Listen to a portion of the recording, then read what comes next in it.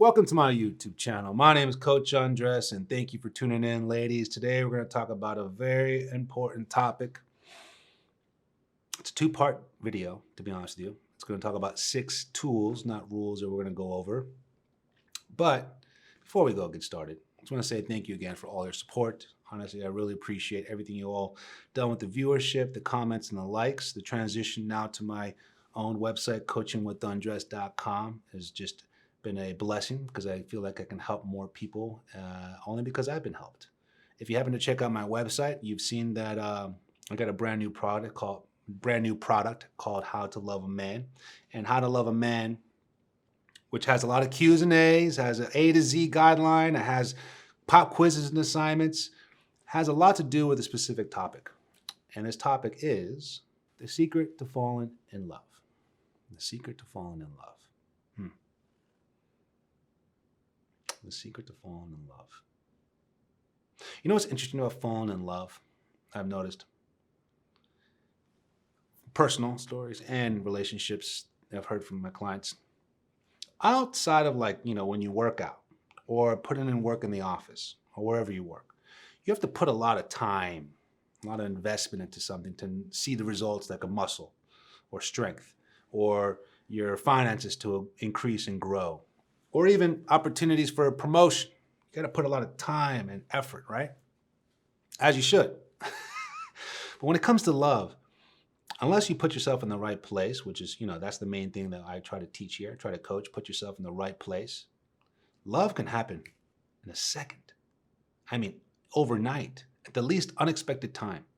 When you go to a convenience store or you go to church or you're going out for a jog in the park, you never know who you might meet. And that just happens overnight. I mean, literally in 1 second, it could change your whole life. It can change your whole world. I met Mr. Right, Undress. Oh my God. It happens. It really does. But the idea is how to put yourself in the best place for that. So you have to be open-minded. You really do. You have to understand this is not easy. And I've said this in the past, and I'll say it again to your face. This isn't easy. This is hard. I know that. I respect that. But I'm only going to tell you that you have to approach this with the right mindset, because I'm going to tell you what you need to hear, not what you want to hear, which is basically I'm not going to tell you games and manipulation. I'm going to hold you accountable and responsible to see what you're made of, to test yourself, to coach you to understand you are stronger than you think. You are more than a girlfriend. Understand that. That being said, number 1, being in a healthy place of self-love. Not in a perfect place, not in a complete place, not in the final place, in a healthy place.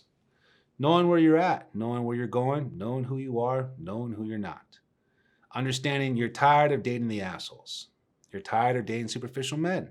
You're tired of dating the same kind of guy because you realize it keeps on getting you to a place of being single and alone. So you have to be open-minded. You realize you're looking at your flaws and insecurities and your doubts, and you're trying to work at them and make them strengths, right? That's self-love. I know you love yourselves on a nice sunny day when everything's going right. Who doesn't? That sounds amazing. But when you are that same person on a bad day, now that is a test of true character. Who are you on a bad day? Because everyone loves you on a great day. I mean, look at this view. I mean, how do I have a bad day with this view, right? Well, who am I on a bad day? That is self-love. That is character. And those are the things you find in a healthy place where you understand that your world, your energy, your dynamic will not get affected that easily. You're going to affect that situation more than it affects you.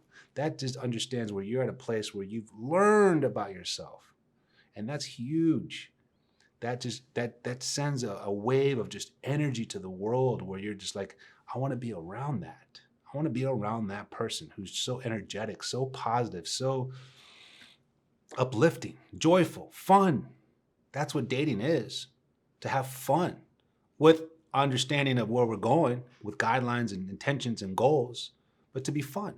So understand your self-love is very important, and do it in any way you want, because there is no wrong way. Again, check out How to Love a Man on coachingwithundress.com. We'll talk about that specifically in that product. Number two is a huge part, huge implement, huge part of self-love. And that is respecting and understanding your past. Respecting and understanding your relationships in the past. Knowing why they didn't work out. You know, what happened? And being aware of it and taking accountability of it. Not playing the blame game, not playing the pity party, not playing the victim. Obviously, with all due respect, there are certain circumstances that I'm not going to speak on, but if it ever is like that, I don't mean to be disrespectful to those at all. I'm talking about the more common scenarios of breakups. And if that's the reason, taking accountability on it, learning from that, learning what you liked, what you didn't. I always say every relationship should get better. And if it's not, we really have to ask a deeper question about who you are. Things that you like about someone, things you don't like about someone. The next one, you take more from that. You kind of steal certain parts from each relationship to grow to the best one, to finding that person, finding the love, finding the Mr. Right. So you have to grow and understand from your past and not be resentful, not live in trauma, not feel, drained or jaded about something that happened. Because if you're approaching the dating world, love world with that aura, with that energy, with that cloud, it stinks. It stinks. I told my client the other day, and she started dying laughing. Excuse my French on this. You can't Febreze shit. Sorry. You can't Febreze shit, because you think you can. No, you can Febreze gas and air. You can't Febreze shit. You have to get the shovel, you need to remove it and throw it in a bag, throw it in the trash can, and get rid of it. So you have to get rid of your past. You have to learn from it, but you can't just cover it up thinking, oh yeah, I'm not gonna pay attention to it. I'll Febreze my past and ignore it. It will resurface, trust me. It stinks. So we gotta clean that up by understanding it, by knowing it, by learning from it, by loving it too. Because now you're a better person and you're at a better place. And that's gonna help you find a better man.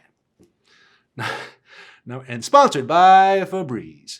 Number three, the secrets to falling in love. All right, so now we're at a place where you're open-minded because you're feeling more confident. You feel more self-esteem. You closed the door in the past. You're practicing self-love.